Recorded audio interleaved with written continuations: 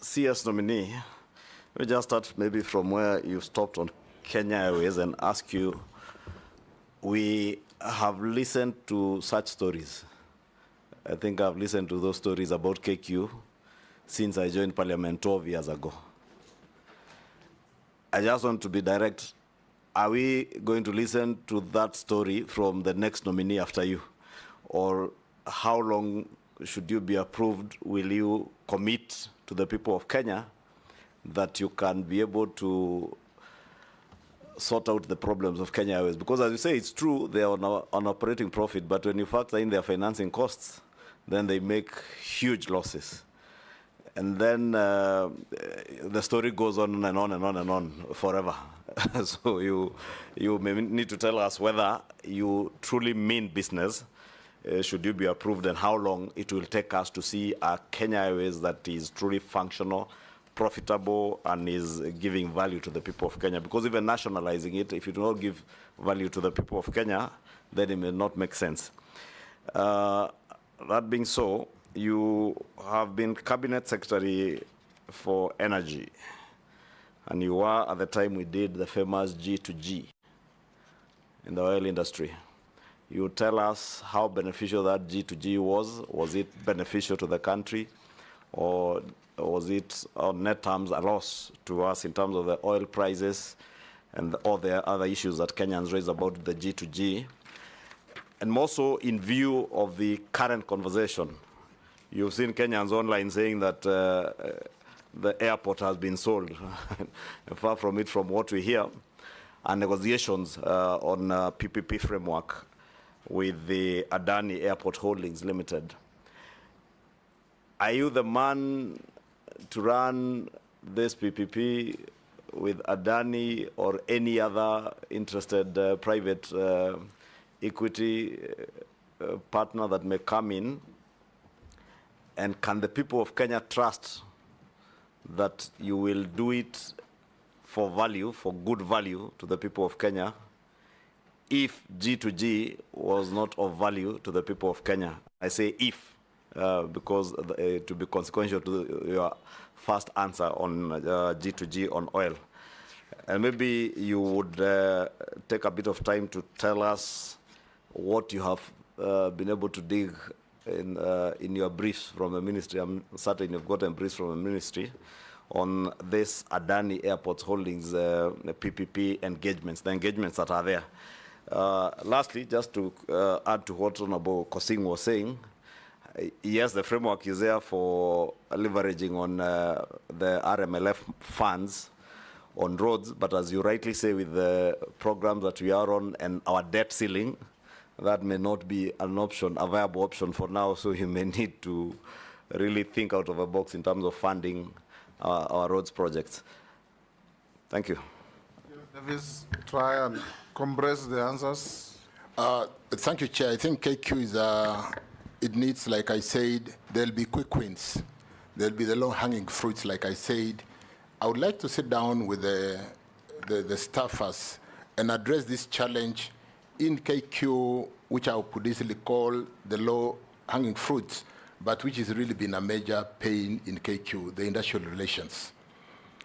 We need to have ownership of the entire management and staff of KQ to understand the challenge and that we need to get out of it, because somebody else cannot be paying for our lunch and we just have the lunch.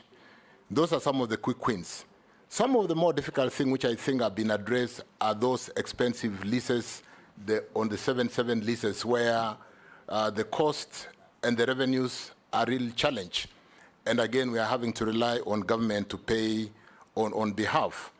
But as it were, KQ, like we'll all have to agree, from an aviation perspective, is a very strategic asset. So it will be one thing to sit down and first things first. What are the low-hanging fruits? What do we need to address? And what kind of ownership? So it's a leadership issue. We really need to address that. One thing which I'm going to put alongside KQ, G2G, and Adani, and I did prepare the challenge that the country faced in the last 4 weeks, in terms of how we work is the aspect of communication and carrying the Kenyans together with us. Article 35 of the Constitution, and I did make a record of that so that I don't fumble around, where every citizen has the right to information. And in Article 69, it talks to public participation in the environment. In 118, it talks to public participation in facilitating public participation in involvement and in the legislative process, public participation in the National Assembly and in the county government in Article 196. And in the finance area, Chapter 12, it talks about there shall be openness and accountability, including participation in financial matters. Chair, I think as government, we feel like information can only be given out when we have been pushed to give information. The public participation is articulated in the Constitution and in the act that has been in Parliament to basically actualize how public participation should be conducted, and which is causing a pain today, including the ruling that we just had the previous day, is something that we need to carry Kenyans as we do some of the things we do, like in Adani, in Kenya Airways, or in G2G. Because G2G was a fairly complex and a quick solution required to address the challenge of the time. But we're trying to explain today, even to members of Parliament, to understand something that was built over a period of 4 months. If we carried everybody along in public participation so that they understand every step as we go forward, we wouldn't be facing the kind of challenges we are facing today. So there'll be need to inculcate public participation from inception as we carry the programs forward, so that we are together with Kenyans at every stage. Of course, how that is done is something that we'll need to really work on. So really, I think we really need to address the challenge that we find ourselves doing what we believe is right for the country, but the population do not quite understand because we did not carry them along the whole journey. The G2G story, Honorable Kimani Ichungwah, through the chair, I think was a great success for this country. At a time when we came out of COVID, at a time when the Ukraine war was a big challenge, and the inflation rate was soaring at a high of 9%, including in the US and Canada.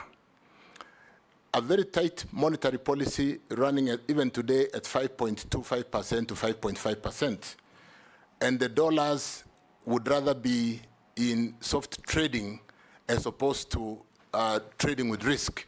Everybody was basically earning more money, taking their money to the bank. And a situation which did not only affect Kenya, in fact, in the tea industry, we were not selling our tea because there was no dollars out there. It was a global crisis. Let me then answer the point. Avoid the temptation to give a lecture. Yeah. Answer questions. Agreed. Yes. The G2G chair was brought in to forestall the challenge of unavailability of the US dollars in the industry.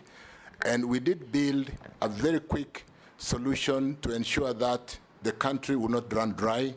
We could be able to purchase petroleum, pay Kenya shillings, on a deferred LCs, which would be confirmed by international AAA or what you would call investment grade banks over the local issued LCs, and be able to get the product and pay later when the situation improves.